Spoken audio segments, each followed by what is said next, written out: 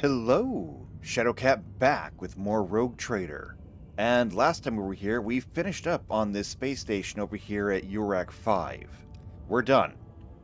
Um, the guy that we were following, yeah, turns out he was a traitor. Probably should have seen that coming. We made it all the way up to the Navigators. We found the child, who apparently was also the lady of the house. So, one and the same, not two different people. I didn't see that coming. Either way, we sided with her and with her caregiver, and we killed the traitor.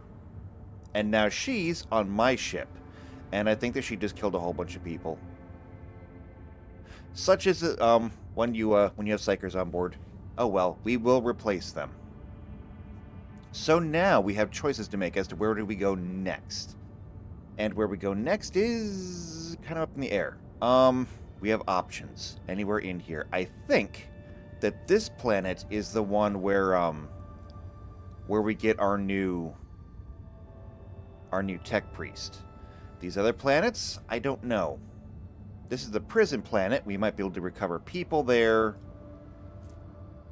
This one, I have no idea. There's nothing listed. And this over here, also no idea. Although, now I think about it, that could be the other rogue trader. So maybe we give them a wide berth. Let's come over here first. We'll see what's going on here. All right. Let's turn the Auspex to this planet and begin a scan.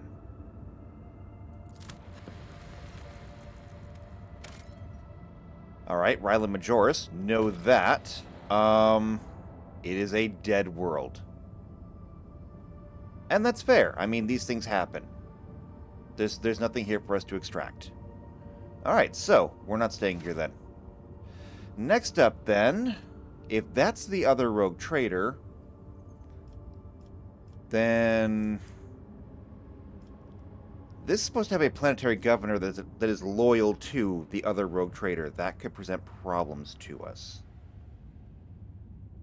So why don't we go here first?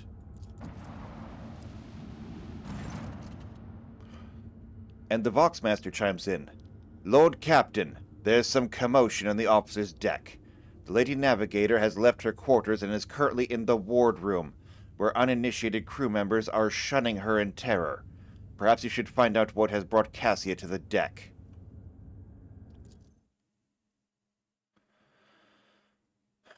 Okay. Okay, I'll handle this.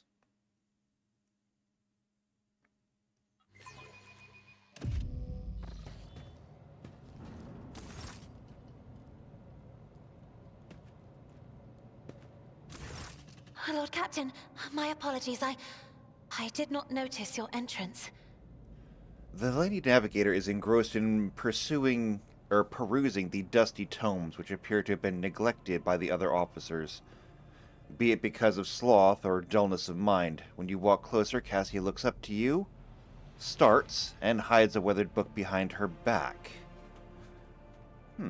What are you hiding? So, did not notice my entrance. That's fine. I do tend to just appear out of nowhere. It happens. Alright, well, I mean, she already knows that I'm here. We're already skipping the proper introduction, so I'm just going to point at the book behind her back then. Oh, this. I found this fascinating read on one of the shelves, and I must say, it has caught my eye. Its every chapter is written in verse.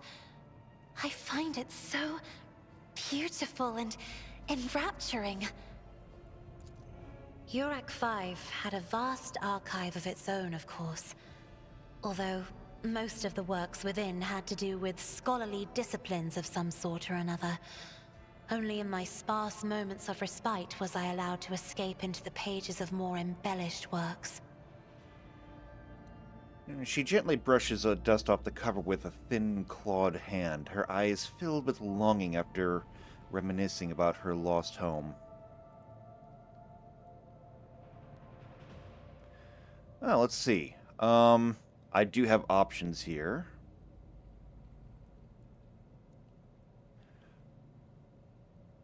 I mean, the events must have shaken her. Obviously they did. Your only attendant from... Or your only attendant is your valet from Urak 5. Do my servants not measure up to your standards? I don't care, to be honest.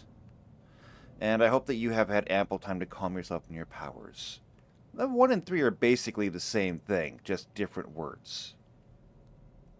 But I'll go with number 1.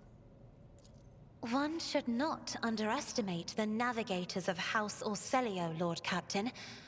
Like a shawl of pale smoke, a faint malaise hangs upon my shoulders, but it will not be the slightest hindrance to my duty to humanity, and my duty to you. Her response is reserved and pointedly decorous, clearly intended to create a distance between us. Well, in that case... There are people on this ship who are far more impulsive and dangerous to others, and far less devoted to the God Emperor than a herald of the Navis nobility. But I did not need your words to see the shades of umber unease that whirl around your subjects whenever I am near. Were I not acquainted with such a reaction, I could have found their behavior in your question just now insulting. You are welcome to find my question insulting. You are also welcome to an airlock if you so desire. So what about my servants? Are they not good enough for you? No. It is not that at all, Lord Captain. It is just that Uwe is quite capable of carrying out his duties by himself. He is well accustomed to my whims and preferences. Okay, so, apparently I had a perception test and I succeeded. She cringes ever so slightly, adjusts the adornment on her forehead, then awkwardly hides her clawed fingers in the folds of her clothes. The unnatural appearance of navigators often becomes a topic of gossip among lowly servants and officers alike. It is unsurprising, then, that Cassia prefers the company of one who is used to how she looks. Lord Captain, would you kindly explain to me why you are pestering me with these questions? Inquiring about my mood and my needs, showing an interest in the books I am enjoying. You are behaving as if you possessed a shred of fellow feeling for one such as I. I beg your pardon, Lord Captain. That was no way for a navigator to conduct herself. You're right. Frightened by her own words, she covers her mouth, pales, blushes, then pales again and hides her face behind a cascade of snow-white hair. Well, let's see. We have options here, and obviously some of these are just right out. Number 2 is out. I'm not gonna chastise her. Also, I'm not gonna call her a mutant. She may be one, but we're not not gonna be that mean. This conversation has reached its conclusion. However, I'll go with number 1. We should try to empathize. We're all in this ship together. Please forgive me. I cannot even understand myself right now. Your words and attention have reminded me of life on the station, of Theobald and Felek. I do not understand. They were merely the keepers of Urak 5. So why do memories of those two make me feel a strange heaviness here? At the same time, I find myself overwhelmed with new excitement and anticipation. At last, I have set foot outside my familiar walls, and into a world that I have only seen before in the pages of books. Your ship alone is a treasure trove of remarkable artifacts and curiosities. And just imagine the things that await beyond, but... My delight must seem childish to you, surely. In your heart, you must be finding all this quite amusing. Fair enough. We are getting perhaps a little bit too familiar.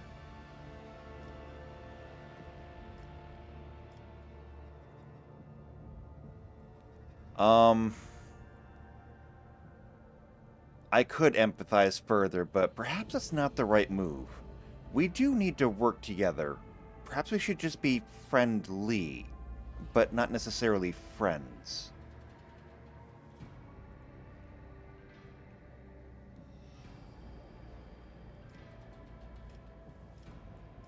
I'm afraid I'm going to have to end this conversation here. I need to return to my duties. If so, please allow me to excuse myself as well. With an expression of courteous aloofness in her face, she offers us a curt nod and leaves the room.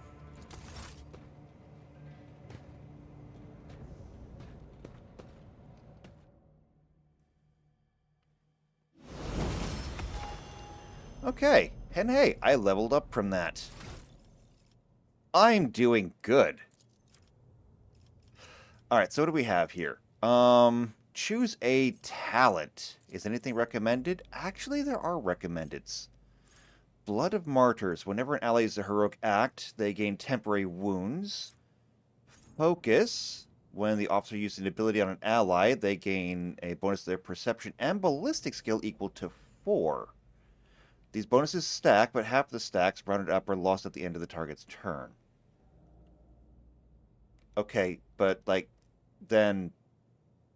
Oh, okay, so half of it's lost at the end of the turn. So, for this turn, drops to 2. And then... if I do it again next turn, it's a 6. Could be good. Inspire Courage? Also targets an ability with... or for the first time, they get +3 temporary wounds. I mean, maybe. Hasn't been too much of a problem for us. Personal Oversight. Whenever they target an ally with an action, the ally's resolve is increased by +1 till the end of the officer's next turn. Or Steel Resolve. My resolve is increased by 3. You know what? I think I'm going to go with the Inspire Courage. +3 temporary wounds. It's more hit points. Hasn't been an issue yet. Could be in the future, though. And next, I get to raise something up. I'm going to go ahead and raise up my Fellowship. It is my most important skill right now. Oh, and I guess everyone else leveled up too. Well, let's go ahead and do this. Okay. Fresh target, Tide of Excellence, or Weak Body, Weak Soul. Whenever the operative attacks an enemy that is at full wounds, 14% more. Situational. Whenever they triggers an exploit on the enemy, the operative gains +1 damage, +2 armor penetration. They automatically get exploits on her turn. So that's good. And Exposed Weakness also reduces the enemy's toughness and willpower by 9 for 1 round. I want this one. The exploits are more of a passive thing. And, of course, we're going to... yours is going to be... let's see. Intelligence measurement, it affects non-burst ranged area attacks. It also affects Lore Imperium. Perception, on the other hand... I think this one might actually be what increases the exploit stuff. So we'll go with more perception. Call that good. Okay, sister. You're going to get a bonus. It's going to go directly into your ballistic skill. You need to shoot better. Controlled shot and dash. Controlled shot. The soldier gives a sign they are about to open fire. The soldier and their allies automatically dodge the next attack. Yes! Don't shoot each other. That's an easy choice. And you? Let's see what you get. Your choices are Reckless Strike or Sworn Enemy. Reckless Strike. The next melee attack gains plus 20% armor penetration and plus 8% damage, and ignores 12% to their parry. Every enemy who survives the attack enhanced by this ability will attack the warrior in return, including creatures with ranged weapons. Ew. And Sworn Enemy. Marks a target gaining plus 20% armor and 6 damage on melee attacks against the target. If the target attacks the warrior during this round, they get 1 AP once per round. Take that. That sounds great. And carousing is affects your is affected by the toughness. Because we're not increasing an ability, we're increasing a skill. Better athletics. Hopefully that gives you a better charge. Okay, and the new one. You're apparently in the party now. So, what do you have so far? You are an officer like myself. You have increased persuasion. You have the ability to say bring it down, which gives an extra turn. Our finest hour. Did I pick that too? As well as inspire courage, which I just took, I think. No. Yes? Now I don't even remember. Anyway. You are a psyker. Willpower, I think, is going to be very important to you. As for talents, I'm going to come over here to the warp stuff. And there are a lot of them.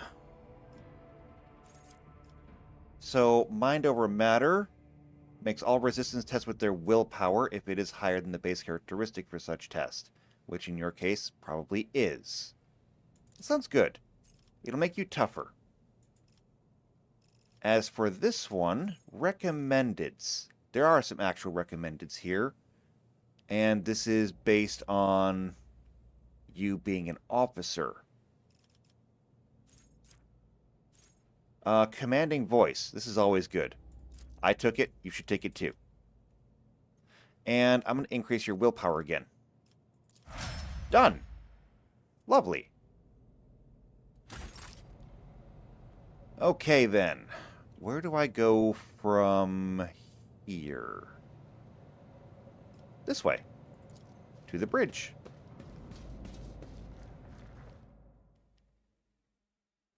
I do like the fact that I get to walk around my own ship. That's nice. It's a nice little touch.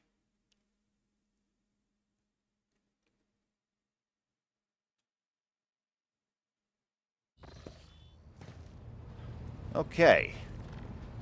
Yes, yes, hello everyone.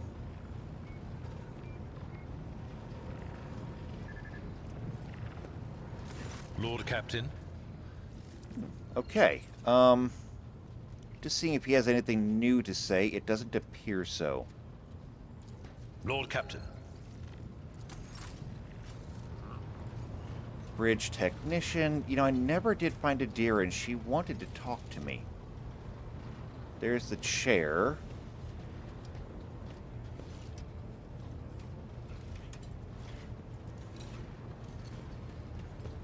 I wonder where she got off to.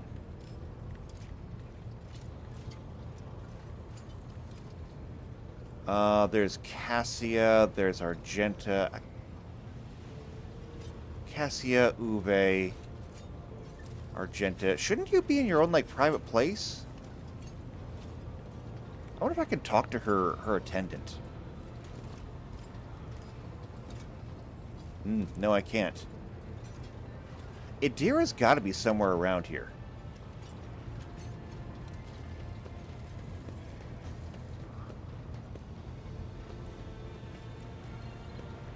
To the Lord Captain's quarters?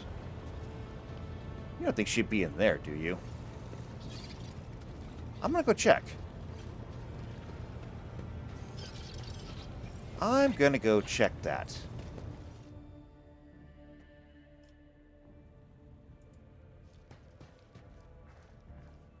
Well, I gotta say, it looks a lot better now. What is this room? Oh, right. I think this is that reliquary. No, this is my general living space, I think. With lots of things to look at. Now, these are all a bunch of treasures. Oh, and there's the desk. That is now my desk. Okay, I remember this area now. And if I come over here, this is my bedroom. Very nice bed. And I can even change my appearance. Very nice. Over here is my own private bath. But, you know who I'm not seeing? I'm not seeing Adira. And I kind of thought that I would.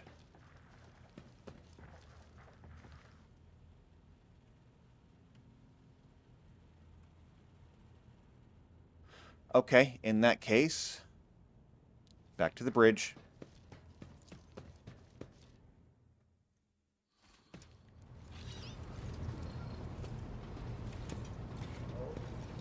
Still bothers me that I can't find her. Bridge Technomat.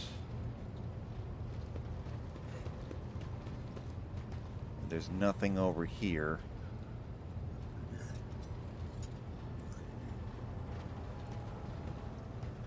I mean, I would say, how can one person just disappear? But it's a big ship. There she is! Found her.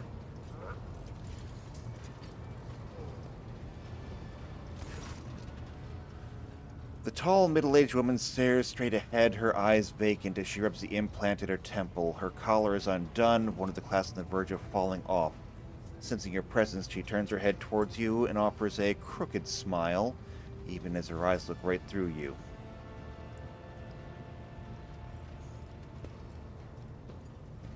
Okay, so, I do have things that I could talk about. And I do not want to ask her about her abilities. I don't really care about where she's from. However, if Theodora used her for advice and foresight, then I should too. All right, let's hear what they're whispering about you. She laughs and rubs her hands together and suddenly freezes with a vacant smile on her face, her head slightly tilted. You feel goosebumps appear on your skin and the color begins to waver ever so slightly as if moved by a breeze from a half-open door. Among the blind men and false prophets, a red-robed sage seeks the answer to a question. He does not know that it is not the answer he must seek, but the question that will draw everything into focus. Will you help him, Rogue Trader? But mark that sometimes ignorance is sweeter than oblivion. A red-robed sage. We're looking for a Mechanicus. A chained hound chases after glimmers of the aurora, but sparks and the scent of oil confound his nose. A chain trails after him. What will happen if you pick it up? Will you become his mistress? Or merely another beast in the pack of his true lord? Again. Sparks and the scent of oil? We're looking for a Mechanicus. The glow of dawn bursts forth from its prison. Dungeon walls cannot contain the dark essence wallowing in the dust. A naive cub pushes his nose into a familiar hand, one that holds death in twisted glass. Cherish it or cast it off as a burden. The sword of change has already been raised. What is one more life to it? I'm sorry, Lord Captain. The voices are going wild. I can't make out a thing. I'll try to rein them in, somehow. But for now... Okay, that's fair. That's interesting, though.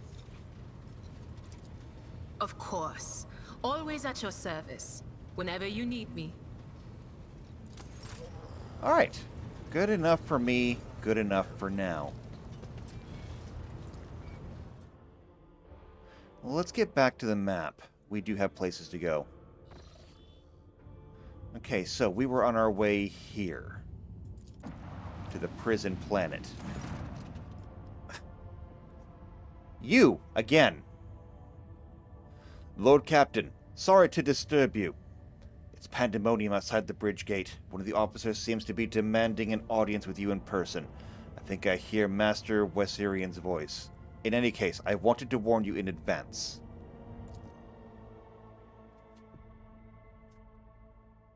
Can nobody else handle these things?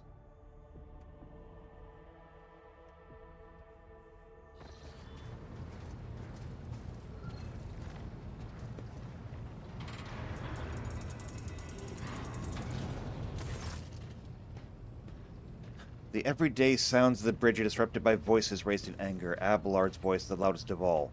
This is not the conduct of an officer. These are the antics of a high-born brat out on a lark. Explain yourself, Lieutenant.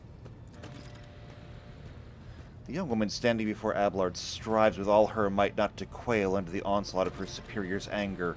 She falters, but then manages to look him in the eye and say, I apologize, sir, but I must speak to the Lord Captain. Very well, Lieutenant.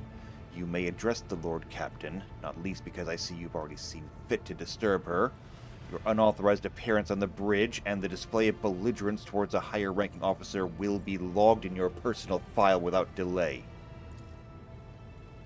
Lord Captain, Lieutenant Arvilla Vent requesting permission to speak on a matter of extreme importance and urgency.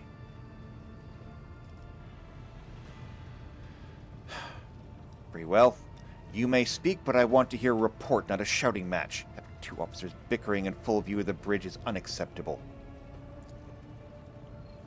I am sorry, Lord Captain. I thought that drastic times called for drastic measures. This matter cannot wait. Any minute now, an assault unit will be dispatched to the lower decks on orders to crush the workers' strike by any means necessary, but I am convinced that this step is unwarranted and that the crisis itself was provoked by the actions of one of the senior officers. Abelard is in no hurry to intervene, lets out a skeptical huff. He glances at Sauerback, who is standing not far from him, but she remains a stony expression. Lord Captain, I urge you to investigate the actions of Seneschal Westerrin, and to intervene in what's happening on the lower decks, because very soon we will have a mutiny or a massacre on our hands. She reels off the last words as though she knows them by heart. She's clearly been preparing to say them for a long time. When she is finished, she casts an anxious glance at Abelard, and then at me. Okay, so what you're telling me is that we literally got here.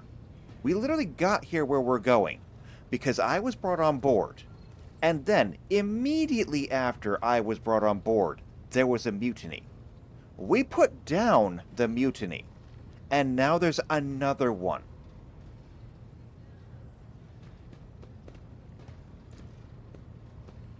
I would not deem it a problem worthy of the rogue trader's attention. The lower decks, as it so happens, are in revolt. 30-some years ago, we even had a revolutionary leader rise up who dared to establish workers' rule across the entire ship. It took a month to restore order. But even 8 years later, we are still battling rumors that the hero had survived his execution and was on the verge of gathering people to fight against tyranny once more.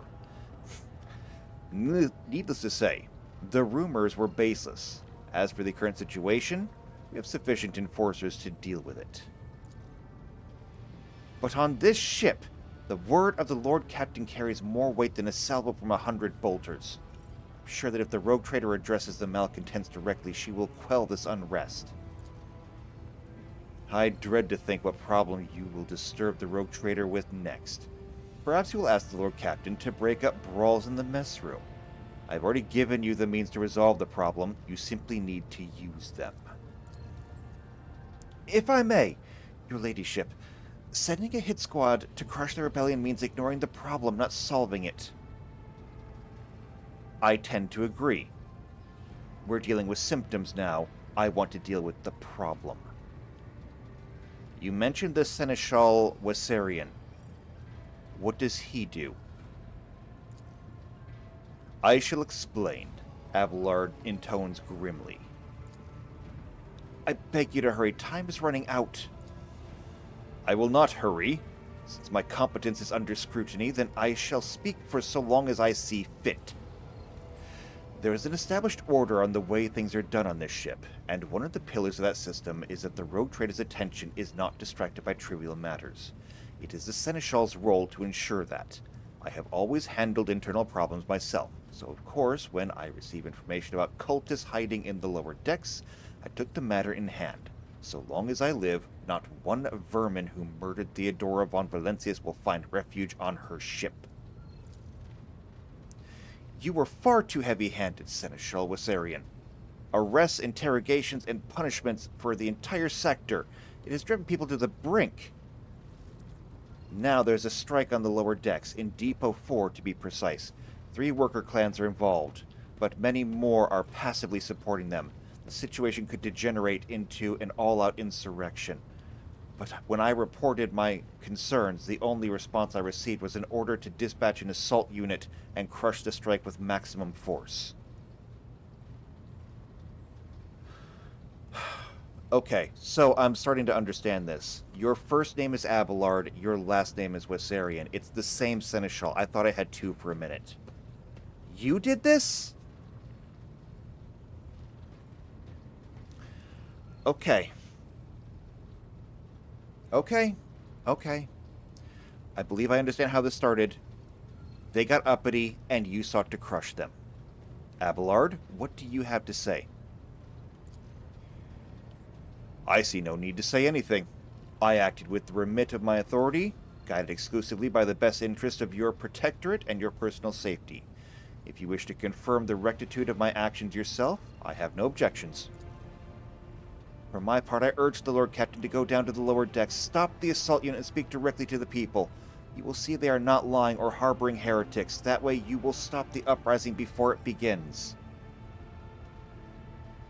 Very well. What even is Depot 4? What do they do? Depot 4 is one of the poorest sectors on the lower decks. It is home to a clan of general laborers. They are not as valuable to this ship as the families who have served its specialized systems for generations. They are an easily replaceable resource, one which is now, more besides, giving succor to cultists and minions of its arch enemy. Depot 4 is poor and troubled, but at worst that means drunken fights and illegal rot-gut brewing. We have handled workers in Depot 4 in the past. We would have done so again if the crackdown on Depot 4 hadn't been so harsh. And another important point to bear in mind, the problem is not limited to this sector. It is located on one of the most populated lower decks, and everything that happens there has a knock-on effect to all the neighboring sectors.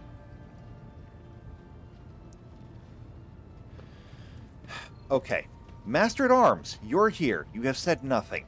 Speak. Lord Captain, unlike Lieutenant Vent, I respect the chain of command and realize it is not within my right to challenge my superiors. That being said, while I entirely share Master Wissarion's opinion on the fate Depot 4 deserves, I must note that this insubordination is a direct consequence of the practices that he himself has introduced. Mistress Sauerback, I see you've decided to follow Lieutenant's example after all. Such behavior does you no credit. Okay, then Abelard, is there something you would like to say? Miss Sauerback, can you recall an occasion where I encourage an officer to disobey the superior? Or one where I would overrule their order, or show favoritism to those who merited none? None, Seneschal, for there has been no such cases the entire time I have served aboard this ship. If any were to claim otherwise, I would have them pay for insulting your honor with blood. Your conduct in this regard has always been spotless. Nevertheless, given your eminent position, it is simple show of attention on your part is enough to erode the propriety of junior officers, inflate their sense of self-importance, and undermine discipline. That you distinguish some of them and know them by name is tantamount to walking around the officers' deck handing out gifts to officers who have caught your eye. It fills those who you set apart with ambition and audacity, makes them stand out among the rest. Enforcers are meant to be faceless servants, fighters ready to die, their fate entrusted to their commander and no one else. That is the sole foundation of order. Interesting. We have a lot going on here. Lieutenant Vent, would you say that the Seneschal has singled you out from your peers in this way? Lord Captain, I swear that Seneschal Wessarian has never granted me any privileges, never once advocated for me, nor facilitated my promotions. Although, he is a man who convinced me to become an officer in the first place. He has offered me extensive guidance in my service, for which I am grateful to him. And while not all of my fellows receives attention, I know at least a dozen fine officers whom the Seneschal keeps in his sights to ensure that they continue to strive. This is admirable. I approve of this. To prepare new generations of the dynasty's servants, to instruct them, to separate those with potential from those who have exhausted it. That is my duty as Seneschal. This ship has bays worth of pilots, enforcers, officers, technicians, and stewards whom I have raised personally. By the throne, every third person standing on this bridge right now has or was my student at one point. Uh-huh. Interesting. I see. Evidently, my officers are anything but a shining example of unity and adherence today. I have only myself to blame, I suppose. Alright. Very well.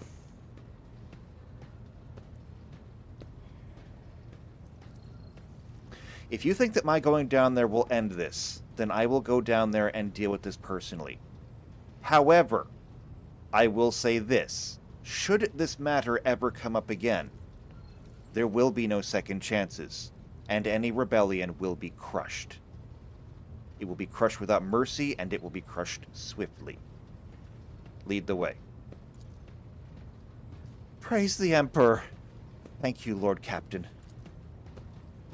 An enterprise bordering on sophomoric, but please yourself, Lord Captain. However, I categorically insist that I escort you. Lord Captain, I regret that the enforcers were unable to handle the situation, which led to your and the Seneschal's involvement. I consider it my duty to go to Depot for myself and see how expedient the resolution of this incident. Choose party members? Well, he's coming too, I guess. Oh no, I guess everyone's coming. I don't even know why the Navigator's coming. But sure, you can come too.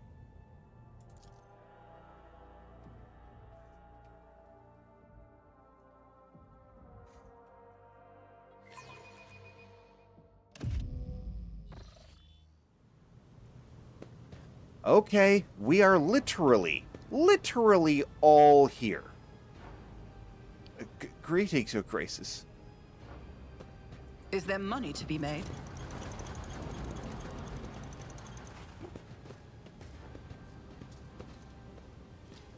It's Wessarian. Take that scum!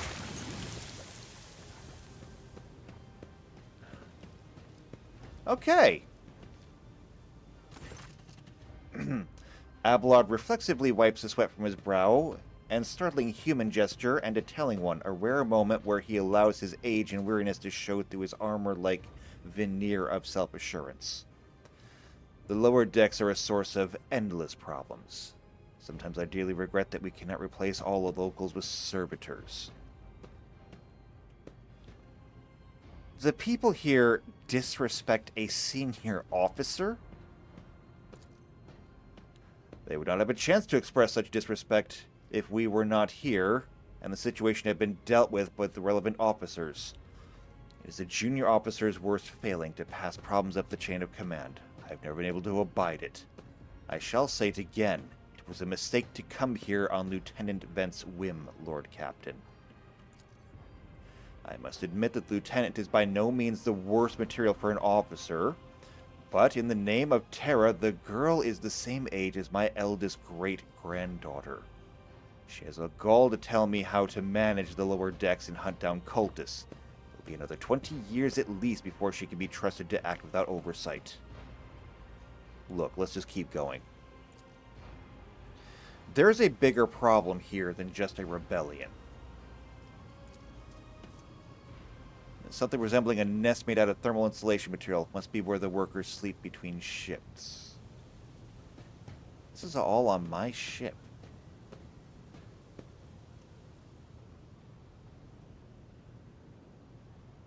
There is a valve here and a valve there that I don't think I can do anything with.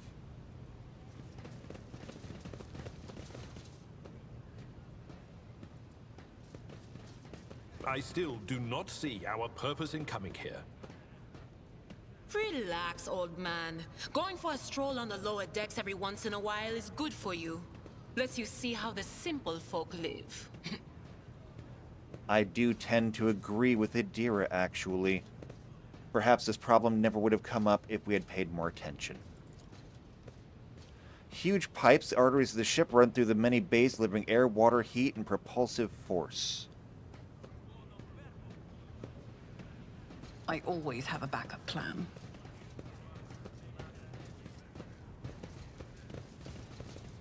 Okay. There's a door over here. There's a lot down here, actually. This place is kind of enormous. Also... Oh, Jocasta Sarlabak, that's the Master at Arms. So, I should reorient my map here. So that I'm better acquainted. Okay, now we're looking at the map in the proper up and down configuration. This is where we came in. Alright, so how about this? What I think we're going to do here is... we're all going to retreat to right here. And we're going to take a break here, because I can't let this go on for too long. When we get back here, though, we are going to go through the lower decks. We're going to find out what's going on here, what this rebellion is, and we're going to deal with the root cause of it. I will not be dealing with this again. Not now, not tomorrow, not 8 years from now. It will be dealt with permanently, one way or another. So, if you want to see that, then subscribe to the channel, hit the bell icon, that way you get notified every time these videos come out. If you know somebody else who is also into Warhammer 40,000 or RPGs in general, then share this video with them. Otherwise, though, if you just like me, you like what I'm doing, leave a like on the video, leave a comment down below. I'll see you next time for more Rogue Trader. And until then, take care.